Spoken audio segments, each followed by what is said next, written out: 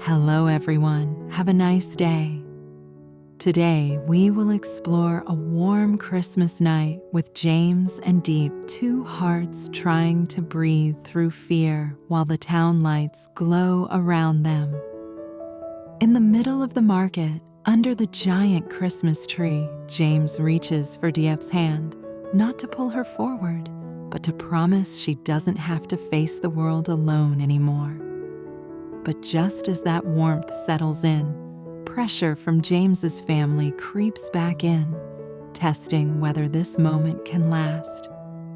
If you find it interesting, don't forget to subscribe to the channel so you don't miss the next videos. The Christmas tree was taller than any promise Diep had ever trusted. It wasn't a perfect tree, no snow, no glittering city skyline behind it, just a town square wrapped in warm yellow bulbs, ribbons, and bell ornaments that trembled softly in the night breeze. Families circled it like it was a lighthouse. Children ran past with sticky hands and bright cheeks. Somewhere nearby, an old speaker crackled out a Christmas song that sounded slightly tired and strangely sincere.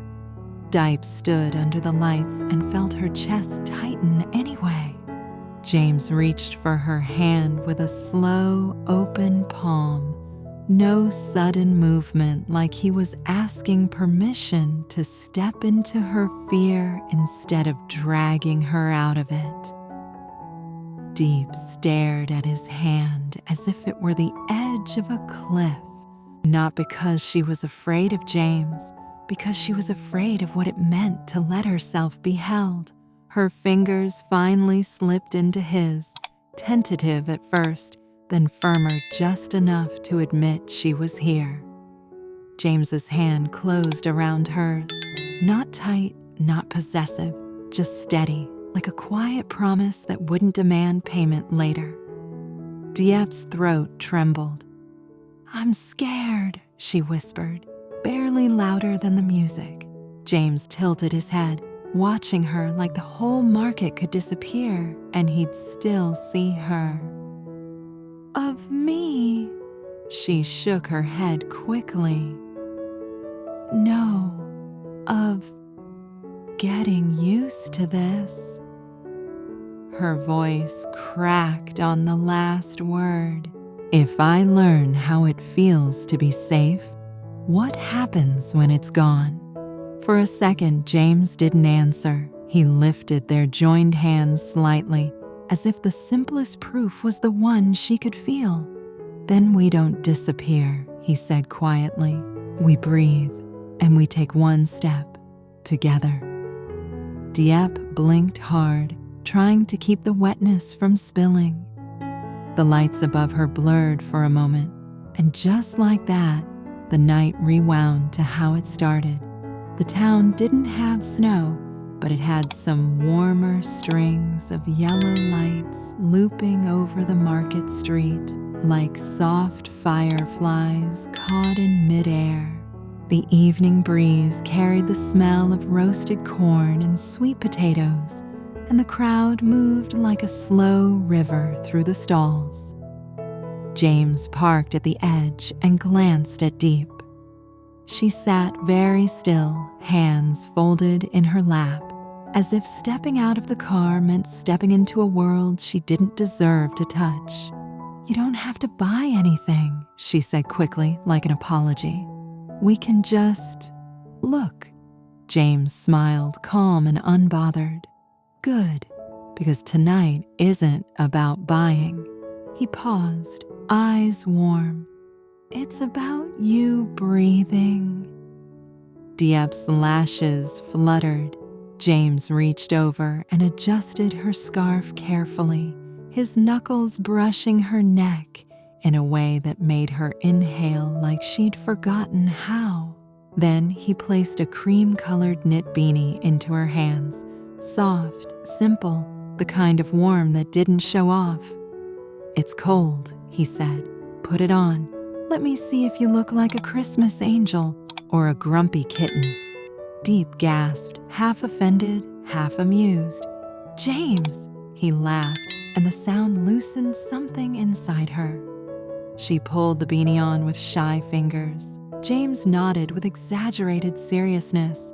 "Definitely a kitten." Diep tried to hold her smile back. It still escaped small, real, and surprised, like it didn't belong to her anymore. They stepped into the market together. Every time someone bumped Diep's shoulder, she tensed, bracing for impact that never came. James simply shifted a half step, placing himself between her and the crowd without making it obvious, like protection could be gentle, like safety didn't have to be loud. They passed a stall selling handmade ornaments, straw stars, tiny bells wrapped in ribbon, wooden hearts painted with wishes. Diep stopped, as if the lights had pinned her there. "You like them?" James asked. "They're pretty," she admitted, "like someone made them slowly." James leaned in, voice dropping into a playful whisper. "You know what that means?" Diep looked up, suspicious. "It means they're not expensive." Diep burst into a soft laugh and hid her face behind her sleeve, the way she did when she didn't know how to accept joy. James bought 2 anyway, 1 star, 1 heart, and placed them into her palm like it was the most natural thing in the world. "For your bamboo house," he said, "not to show off, just to remind you that you deserve light too." Diep's fingers tightened around the ornaments. Her voice wavered. "James, don't say you can't accept it," he cut in gently, eyes steady. "It's Christmas. Let me do this." They walked on. A ring toss booth flashed neon signs and ridiculous prizes, giant teddy bears, plastic crowns, bright scarves. Diep shook her head before he even asked. "No, I'll embarrass myself." James grinned. "Then I'll embarrass myself first." He threw a ring. "Miss." Diep blinked, startled. He threw another. "Miss again." Diep pressed her lips together, fighting a smile. James turned to her, dead serious. "This game is rigged." Diep's laughter came out bright, too light for how heavy she'd been lately, and it startled her more than anyone. James watched her like that laugh was the only prize he wanted. He placed a ring into her hand. "Your turn.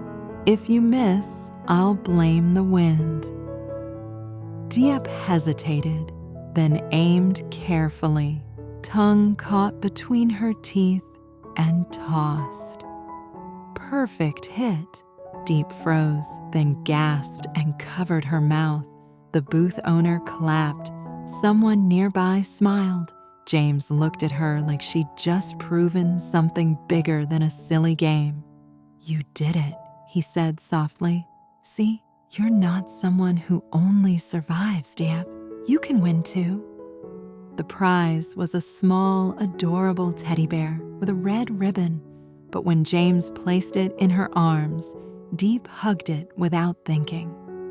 For a second, she looked like a kid again, the kind who could be cared for without suspicion. "That ribbon looks good on you," James said, not teasing, just honest. Diep blinked. "On me." He tapped her beanie lightly. "On your whole Christmas vibe." She laughed again, then quieted, eyes drifting toward the square where the big tree stood glowing like a question. They bought hot cacao, steam rising like a secret. Diep cradled the cup with both hands, letting the heat seep into her palms as if warmth could be proof. By the time they reached the tree, Diep's steps were still small, but they were no longer retreating. James offered his hand. Diep fought the urge to pull away. Then she remembered his words, breathing. She placed her fingers into his. He held her like she mattered. And just as Diep's shoulders began to soften beneath the lights, James's phone buzzed in his pocket once, then again sharp against the quiet in her chest. Diep felt the old fear flicker back to life. James glanced down at the screen. The name there wasn't a friend, it was family. His jaw tightened for the briefest moment, so fast most people wouldn't notice. But Diep did, because she knew what it looked like when safety had a price. James didn't answer right away. The phone kept vibrating in his palm like an impatient heartbeat. Diep's eyes dropped to the screen, then lifted to his face. She didn't ask who it was. She already knew. That kind of tension had a familiar shape. James exhaled slowly, thumb hovering over the call button. Diep's fingers loosened around his hand without meaning to. Not because she wanted to leave, because she didn't want to be the reason he got hurt. "You should take it," she whispered. "It's okay." James looked at her and then did something that made the world tilt. He turned the phone face down and slid it into his coat pocket. "No," he said, calm but firm. "Not right now." Diep's breath caught. "James, I know." His voice softened. "But I also know what happens when I keep choosing later for you.